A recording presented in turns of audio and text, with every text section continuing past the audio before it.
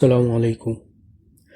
تاریخ اسلام میں ایک ایسا وقت بھی تھا جب مسلمان مکہ کی گلیوں میں کھل کر اللہ کا نام نہیں لے سکتے تھے۔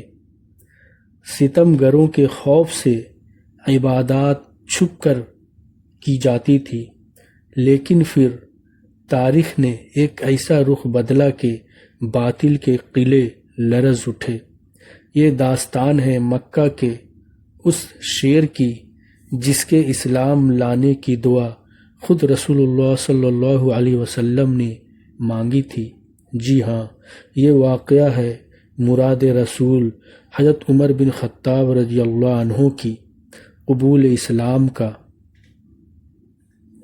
حضرت عمر رضی اللہ عنہ کے اسلام لانے سے پہلے مکہ کے کفار مسلمانوں پر بے پناہ ظلم ڈھاتے تھے۔ مسلمان دار ارقم میں چھپ کر نماز ادا کرتے تھے، لیکن جب حضرت عمر فاروق رضی اللہ عنہ نے قرآنی آیات سنی اور ان کا دل نور ایمان سے منور ہو گیا تو انہوں نے چھپنے کے بجائے حق کا سرعام اعلان کرنے کا فیصلہ کیا۔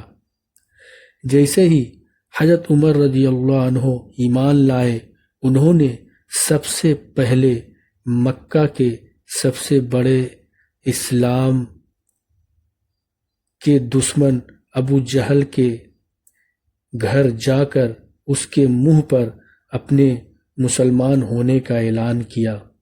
یہی نہیں، جب انہوں نے دیکھا کہ مسلمان خوف کی وجہ سے چھپ کر نماز پڑھ رہے ہیں تو عمر فاروق کا جلال جاگ اٹھا۔ انہوں نے کفار مکہ کے مجمع کے سامنے کھڑے ہو کر وہ تاریخی اور کڑکتی ہوئی آواز میں چیلنج کیا جس نے مشرکین کے خون جما دیے۔ انہوں نے فرمایا، سن لو، میں مسلمان ہو چکا ہوں۔ اب جس میں ہمت ہے، جس نے اپنی ماں کا دودھ پیا ہے، وہ اور جو یہ چاہتا ہے کہ اس کی بیوی بیوہ ہو جائے اور اس کے بچے یتیم ہو جائیں، اور وہ آئے اور مجھے کعبہ میں نماز پڑھنے سے روک کر دکھائے۔ اس کے بعد حضرت عمر رضی اللہ عنہ نے مسلمانوں کو اکٹھا کیا۔ مسلمانوں کی دو صفیں بنائی گئی۔ ایک صف کے آگے حضرت حمزہ رضی اللہ عنہ تھے اور دوسری صف کے آگے حضرت عمر رضی اللہ عنہ۔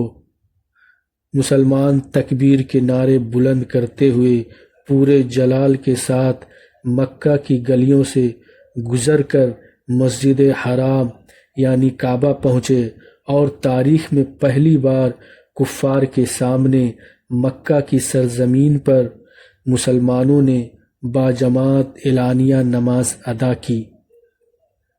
اسی دن رسول اللہ صلی اللہ علیہ وسلم نے حضرت عمر رضی اللہ عنہ کو الفاروق کا لقب عطا فرمایا، یعنی وہ شخصیت جو حق اور باطل کے درمیان واضح فرق کر دے۔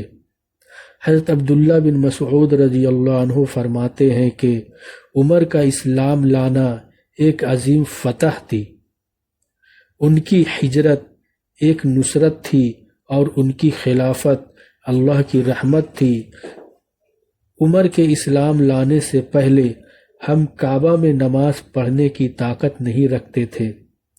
اللہ پاک حضرت عمر فاروق رضی اللہ عنہ کے درجات بلند فرمائے اور ہمیں بھی ان جیسا ایمان اور شجاعت عطا فرمائے۔